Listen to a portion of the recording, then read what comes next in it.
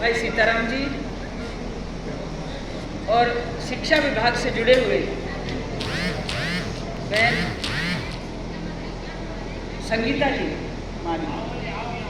रंगलाल जी और स्थानीय प्रधानाचार्य भाई ब्रजमोहन जी और हमारी आपकी लोकप्रिय सरपंच उर्मिला जी, अन्य सभी सरपंच साहिबान,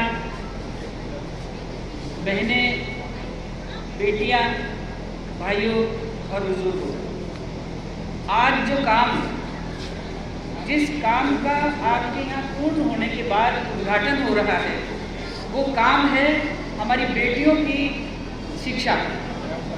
और देश के प्रधानमंत्री ने बेटी बचाओ बेटी पढ़ाओ ये एक नारा दिया था। ये नारा 2012 से चला, फिर 14 में ये सक्रिय हुआ। लेकिन आज हम मानते हैं कि हमारी बेटियां आज विद्यालयों में उनका नामांकन बहुत उच्च स्तर पर है। मैं खुद भी जब देखती हूँ तो कई जगहों पर तो ऐसे गांव हैं, कई ऐसे सीनियर सेकेंडरी स्कूल हैं जहाँ लड़कों से ज़्यादा लड़कियों की संख्या है। और जिस समाज की बेटी पढ़ती है, कहते हैं एक बेटी पढ़ती है तो दो कुल तारती है, अपना पीहर और ससुराल दोनों पक्ष तारते हुए परिवार को भी उज्जवल बनाती है, परिवार को भी आगे बढ़ाती है और अपने परिवार की समृद्धि में अपना पूर्ण योगदान देती है। ये बात हमको समझ में आनी चाहिए। मैं आपके माध्यम से ये कहना चाहूँगी कि कस्तूरबा विद्यालय, इस विद्यालय के लिए जो राशि स्वीकृत हुई थी 2 करोड़ 10 लाख, 2 करोड़ 10 लाख की राशि में अभी भी शेष है। हमारी रमसा के और शिक्षा विभाग के अधिकारी इस बात को क्लियर करते हैं कि हम बाउंड्री बात पूरी करेंगे, लेकिन स्थानीय सरपंच साहब ने जमीन और देने की बात कही थी, इसलिए वो काम रोका हुआ। और ये भी मैं आपको बताऊं कि ये रकम कस्तूरबा विद्यालय ये भारत सरकार का एक महत्वपूर्ण प्रोजेक्ट है, जिसमें 80-20 के रेशो से ये राशि प्राप्त होती है। जहां राज्य सरकारें और राजस्थान के हमारे विधायक हमारे एक लाइन में चलते हैं तो वहाँ का विकास ज़्यादा होता है।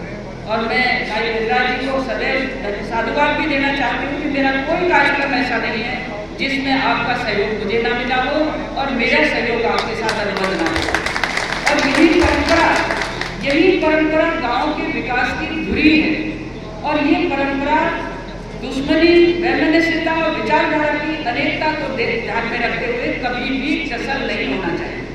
अधिकारी हमारी आंखों की तरफ देखते हैं, अधिकारी तो काम करना चाहते हैं, लेकिन वो कभी एमपी की आंखों की तरफ देखते हैं, तो कभी सीएम की आंखों की तरफ देखते हैं, तो कभी विधायक की और कभी प्रधानमंत्री। लेकिन ये देखने की जरूरत नहीं। उनका जो दायित्व है, उनकी जो जिम्मेदारी है, जो उनका कर्तव्य है, उसको ईमानदारी से निर्वहन करते रहना चाहिए। इसी में सबकी भलाई, क्योंकि हम विधायिका के सदस्य हैं, आप कार्यपालिका के सदस्य हैं और न्याय करने वाली न्यायपालिका के सदस्य हैं। अभी अपना अपना काम यदि हम सब करें तो गांव के विकास में 4 चांद लगेंगे और गांव की जनता के अभाव को हम दूर करने में सक्षम हों।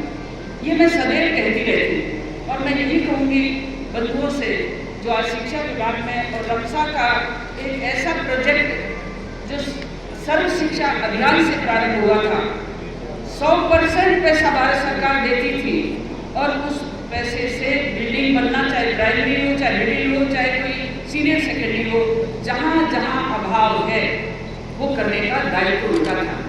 लेकिन मुझे खुशी है और मैं ये कहते हुए भी संबंधित इंजीनियर कोई है तो उनको भी मैं साधुवाद देना चाहूँगी। कम समय में आपने एक सही उपकरण बनाकर हमारे सामने, समाज के सामने रखा।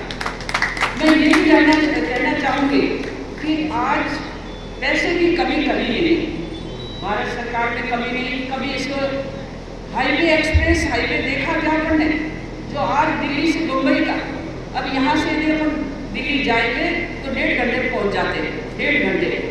ऐसा कभी अपने सपने में नहीं सोचा। एशिया महाद्वीप का सबसे बड़ा हाईवे आपके विधानसभा क्षेत्र में, आपके जिले के अंदर से गुजर रहा है। और मैं सड़कों की बात करूँ, कनेक्टिविटी राज्य सरकार ने कोई कमी नहीं रखी, लेकिन भारत सरकार ने प्रधानमंत्री ग्राम सड़क योजना के माध्यम से आपको कभी पीछे नहीं रखा। अभी 11 बजे के बाद हम उस एक अच्छे एक्सप्रेस नहीं कहूँ, लेकिन गांव की सड़कों का एक नमूना प्रधानमंत्री सड़क योजना में 11 किलोमीटर हम अभी शिलान्यास करेंगे।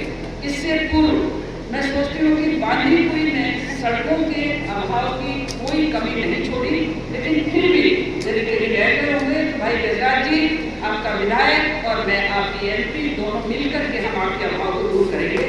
कहीं कैसे इस बार भी दौसा जिले को 52 करोड़ रुपए, 52.5 करोड़ रुपए मिले हैं। नहीं, 30 करोड़ 33 लाख रुपए मिले हैं और 52 किलोमीटर सड़कों के लिए मिले हैं। ये केवल दौसा जिले को, मैं आपके सामने एक सांसद की हैसियत से बताना चाहती हूँ कि राजस्थान का सबसे अधिक सड़कों का पैसा लेने वाला जिला दौसा है। दौसा है, ये संसदीय क्षेत्र दौसा है। आपको ये जरूर ध्यान रखना चाहिए।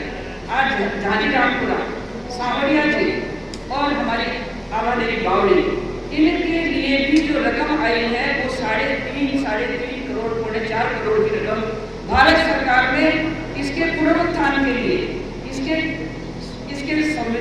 संवर्धन के लिए प्राप्त हुई। झांझीरामपुरा का काम पूरा होने वाला है और मैं सोचती हूँ सांवरिया जी की सेठ का काम पूरा होने वाला है।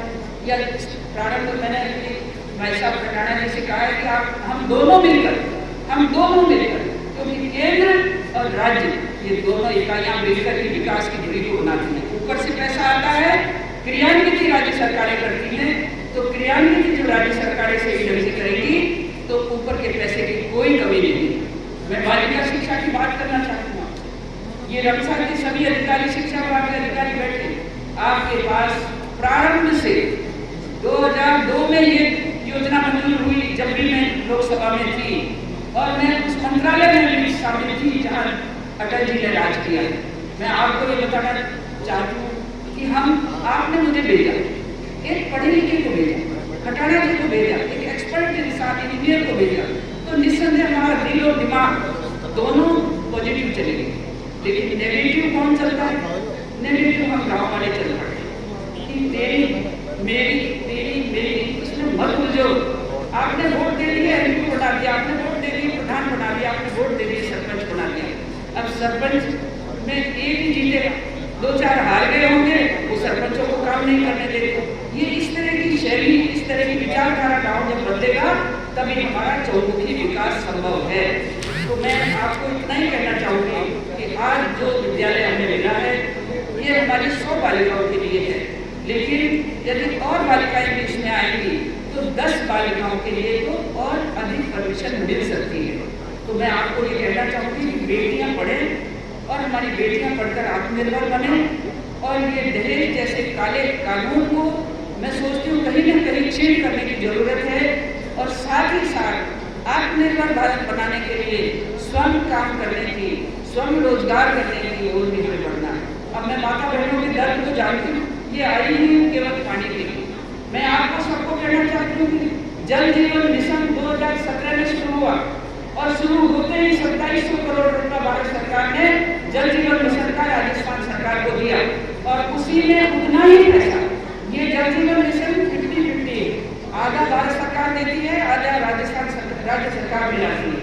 आपका ये जो पानी 1057 गाँव हमारे दौसा जिले के 2024 तक घर घर टोटी मिलेगी, हर राशन कार्ड पे टोटी मिलेगी। आपका माथे पर पानी लाना या पानी का अभाव ये बिल्कुल सबूत नष्ट हो जाएगा। मैं आपको ये कहना चाहती हूँ कि ये सरकार परियोजना 1057 गाँव दौसा जिले के हैं, जो संपूर्ण जिला है। आपकी बांदीकुई के केवल 12 बसवा में केवल 12 पंचायतें ऐसी हैं जिनको पहले जल जीवन से जोड़ा लेकिन पानी नहीं है धरती माता में। उनको भी हमारा प्रयास होगा कि जल जीवन मिशन की मुख्य धारा में जाकर इस सरकार का पानी उनको भी मिले। तो माता बहनों सबर तो करना पड़ेगा। जब 70 साल की आज़ादी हो गई, 75 साल की, अब तक कोई ने पानी नहीं दे दिया, तो अब ये निश्चित है कि आपको मोदी जी पानी देकर देंगे। जिस तरह से आपको गैस का कनेक्शन फ्री दे दिया, किसान के खाते में 2000 रुपये की